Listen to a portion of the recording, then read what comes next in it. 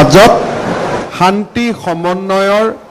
এক নতুন অমৃতধাৰা বওৱাৰ সংকল্পেৰে আজি আমি এই নতুন যাত্ৰা আৰম্ভ কৰিবলৈ আপোনালোকৰ ওচৰত অসমবাসীৰ ওচৰত আমি আশীৰ্বাদ বিচাৰিছোঁ। সংবাদ মাধ্যমৰ বন্ধু বান্ধৱীসকল, অহা কালি আমাৰ ৰাজ্য চৰকাৰৰ প্ৰথমখন কেবিনেটৰ বৈঠক অনুষ্ঠিত হ'ব আৰু স্বাভাৱিকতে সেই কেবিনেট বৈঠকত আমাৰ অসমৰ শেহতীয়া কোভিড পৰিস্থিতি আৰু ইয়াক মোকাবিলা কৰিবলৈ আমি যি প্ৰত্যাহ্বান গ্ৰহণ কৰিব লাগিব তাৰ বিষয়ে আমি আলাপ আলোচনা কৰিম। ভাৰতীয় জনতা পাৰ্টি আৰু আমাৰ দুইটা মিত্ৰ দলে অসমৰ জনসাধাৰণৰ সন্মুখত প্ৰতিশ্ৰুতি আৰু সপোন যাক বাস্তৱত ৰূপায়িত কৰিব পাৰি তেনেকুৱা বিভিন্ন কথা ৰাইজৰ সন্মুখলৈ আমি নিৰ্বাচনৰ সময়ত লৈ গৈছিলোঁ। 1 লাখ নিবনুৱা যুৱক যুৱতীক কৰ্মসংস্থাপন, অৰুণোদয় আঁচনিক এক নতুন মাত্ৰা প্ৰদান, মাইক্ৰ' ফাইনেন্সৰ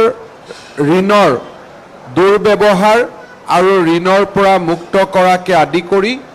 কেইবাটাও প্ৰতিশ্ৰুতি আমি অসমৰ জনসাধাৰণৰ মাজত দাঙি ধৰিছিলোঁ। নিৰ্ধাৰিত সময়ৰ মাজত যাতে এই প্ৰতিশ্ৰুতিবোৰ আমি পালন কৰিব পাৰোঁ তাৰ বাবেও আমি নিশ্চিতভাৱে ব্যৱস্থা ল'ম আৰু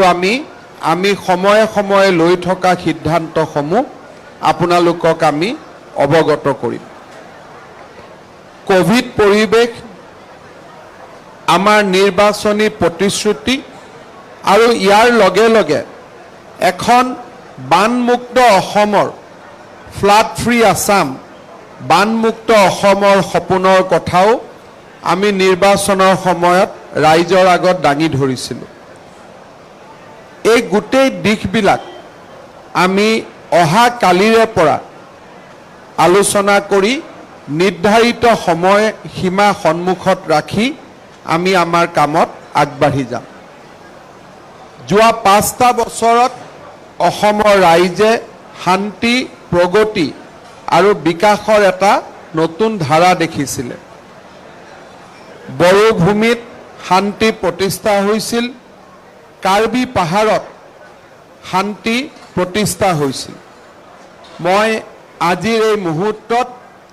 আমাৰ নতুন মন্ত্ৰীসভাখনে অসমত বাকী ৰৈ যোৱা আন সশস্ত্ৰ সংগঠনসমূহকো শান্তিৰ আলোচনাৰ মাজলৈ উভতি আহিবলৈ আৰু শান্তিৰ আলোচনাৰ মাজেৰে অসমত স্থায়ী শান্তি আনিবৰ বাবেও মই তেখেতসকলক আগবাঢ়ি আহিবলৈ আহ্বান জনাম। বিশেষকৈ সংযুক্ত মুক্তি বাহিনী অসমৰ নেতা বা এই সংগঠনৰ নেতৃত্ব লোৱা পৰেশ বৰুৱা ডাঙৰীয়াকো মই অনুৰোধ কৰিম যে সশস্ত্ৰ সংগ্ৰামৰ পথ পৰিত্যাগ কৰি আমি অসমৰ জাতীয় জীৱনলৈ স্থায়ী শান্তি উভতাই অনাৰ বাবে সকলোৱে মিলি আলোচনাৰ মাজেৰে আমি সমস্যাসমূহ সমাধানৰ পথ প্ৰশস্ত কৰিব লাগিব। হত্যা, অপহৰণ এই ধৰণৰ ঘটনাই সমস্যা জটিল কৰে, সমস্যাৰ সমাধান নকৰে। মই বিশ্বাস কৰিম যে অনাগত 5টা বছৰত শান্তিৰ প্ৰচেষ্টাৰ মাজেৰে আমি সকলোকে আমাৰ জাতীয় জীৱনৰ মূল খুঁটিলৈ উভতাই আনিবৰ বাবে আমি সফল হ'ম। মই আপোনালোকক আমাৰ মন্ত্ৰীসভাৰ আটাইৰে হৈ পুনৰবাৰ আপোনালোকে নিৰ্বাচনৰ সময়ত, পৰৱৰ্তী সময়ত আপোনালোকে আমাক যি সহায় সহযোগিতা কৰিলে তাৰ বাবে ধন্যবাদ জনাইছোঁ। যি দিনত মই 3টা কামলৈ নাযাওঁ, প্ৰথম কামটোৱে হ'ব কোভিডৰ পৰিস্থিতি নিয়ন্ত্ৰণ কৰা আৰু কোভিডৰ পৰিৱেশৰ লগতে আমাৰ নিৰ্বাচনী প্ৰতিশ্ৰুতিসমূহ পালন কৰা আমাৰ আন এক গুৰু দায়িত্ব হ'ব। আৰু মই আশা কৰোঁ যে অহাকালিৰ কেবিনেটৰ পৰাই আপোনালোকে আমাক এখন কৰ্মক্ষম আৰু চৰকাৰ গঠনৰ 24 ঘণ্টাৰ ভিতৰতে কামত নামি পৰা এখন চৰকাৰ হিচাপে দেখা পাব। প্ৰত্যাহ্বান যিমানেই নাথাকক কিয়, প্ৰত্যাহ্বানে মানুহৰ মনত কাম কৰাৰ হেঁপাহো আনি দিয়ে। মানুহেতো এভাৰেষ্টতো উঠিছে, গতিকে প্ৰত্যাহ্বানৰ মাজেদি আমি কাম কৰিম আৰু আমি সফল হ'ম। NRCৰ 20% এটা নতুনকৈ পৰীক্ষা কৰাৰ পোষকতা কৰোঁ আৰু সীমান্ত জিলাসমূহক বাদ দি আন জিলাসমূহত আমি 10% নতুনকৈ পৰীক্ষা হোৱাটো বিচাৰোঁ। আৰু এই পৰীক্ষাৰ পিছতো যদি NRCৰ পুৰণা নথিখনে শুদ্ধ বুলি প্ৰমাণ হয়, তাক ৰাজ্য চৰকাৰে NRCখন মানি লৈ তাৰ পৰৱৰ্তী ব্যৱস্থাৰে আগবাঢ়িব। কিন্তু যদি এই পুনৰীক্ষণৰ সময়ত ব্যাপক খেলিমেলি দেখা পোৱা যায়, তেতিয়াহ'লে আমি বিচাৰিম যাতে মহামান্য আদালতে ইয়াৰ ওপৰত এক নতুন দৃষ্টি তেখেতসকলেও যেন নিক্ষেপ কৰে। এই বিষয়টো দায়িত্ব লোৱাৰ পিছতে বৰ্তমানৰ কি পৰিৱেশত আছে কি নাই এই বিষয়ে চাই আপোনালোকৰ লগত সময়ে সময়ে আমি শ্বেয়াৰ কৰি থাকিম। জনজাতীয়কৰণৰ বিষয়টো বৰ্তমানৰ জনজাতীয় লোকসকলৰ অধিকাৰক আৰু আৱেগক খৰ্ব নকৰাকৈ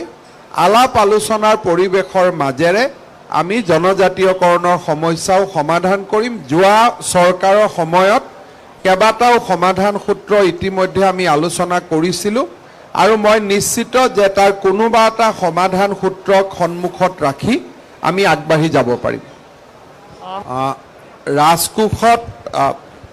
তাৰ কিমান পুঁজি আছে কি নাই ইমান মই ফাইনেন্সিয়েল ইছ্যুলৈকে যাব খোজা নাই,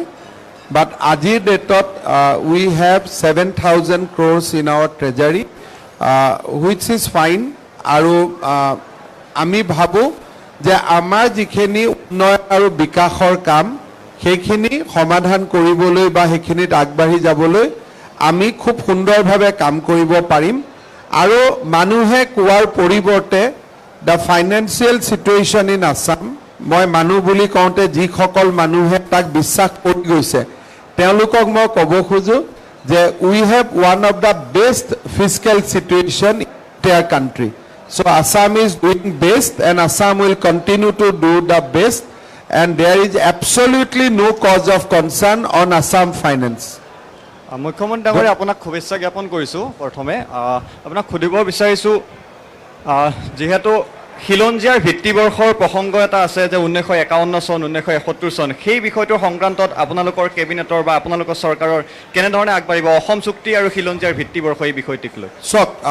প্ৰথম কোভিডৰ পৰিৱেশৰ পৰা নিৰাময় হওক, কিছু কথা ৰাইজৰ লগত আলাপ আলোচনা কৰিব লাগিব আৰু আমি ৰাইজৰ লগত আলাপ আলোচনা কৰি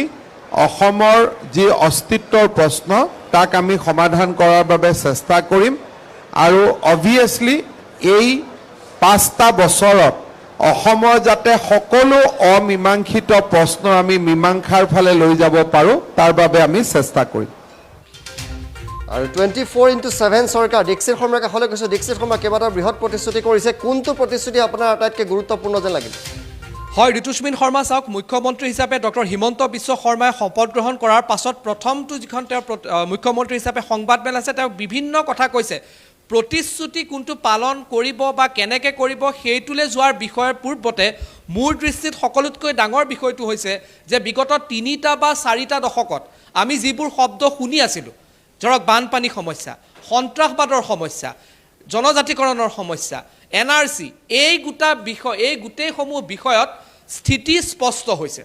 স্পষ্টতাৰ এটা কথা ক'ব লাগিব যে এই সমস্যাসমূহ সমাধান ক্ষেত্ৰত কেনেধৰণে পদক্ষেপ গ্ৰহণ কৰে সেইটো পিছত নিশ্চিতভাৱে লক্ষণীয় হ'ব। কিন্তু বিগত 3টা বা 4টা দশকত অসমৰ 2টা বা 3টা প্ৰজন্মই যিখিনি শব্দ শুনি আছিলে সেই শুনি থকা শব্দকেইটা বা আমি সৰুৰে পৰা যিখিনি শব্দ শুনি আছিলোঁ সেই শব্দখিনিৰ সমাধান সূত্ৰ কেতিয়া হ'ব তাৰ উত্তৰ বিগত 3টা দশকত কোনেও তেনেধৰণে দিব পৰা নাছিলে কিন্তু এটা কথা স্পষ্ট যে বিগত 3 বা 4 দশকত সন্ত্ৰাসবাদৰ সমস্যাৰ পৰা আৰম্ভ কৰি বানপানী সমস্যাৰ পৰা আৰম্ভ কৰি NRCৰ পৰা আৰম্ভ কৰি অবৈধ প্ৰব্ৰজনৰ পৰা আৰম্ভ কৰি এই যিকেইটা সমস্যা আছে এই সমস্যাৰ ক্ষেত্ৰত যে কৰবাত নহয় কৰবাত এটা